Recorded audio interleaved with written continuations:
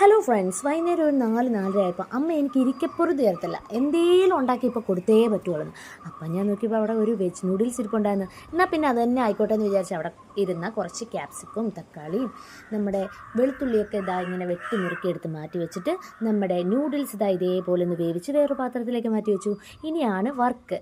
നമുക്ക് ഒരു പാൻ ചൂടായി വരുമ്പോഴത്തേക്ക് അതിലേക്ക് നമ്മുടെ വെളുത്തുള്ളിയും നമ്മൾ അരിഞ്ഞു വെച്ചിരിക്കുന്ന സംഭവങ്ങളൊക്കെ ഇതേപോലെ ഒന്ന് ചേർത്തൊന്ന് മയത്തിലാക്കി എടുക്കണം കേട്ടോ. നമ്മുടെ ക്യാപ്സിക്കൊക്കെ ചേർത്തോ, രസമല്ലേ, അലങ്കാരമല്ലേ.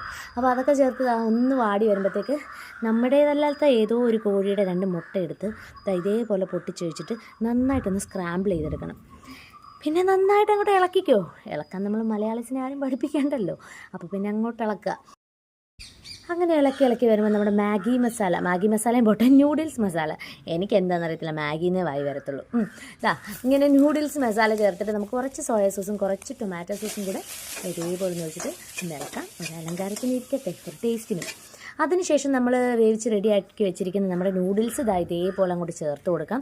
എന്നിട്ട് പൊട്ടാണ്ട് ഇളക്കി കൊടുക്കണം കേട്ടോ, ഒരുപാട് ഇളക്കല്ലേ.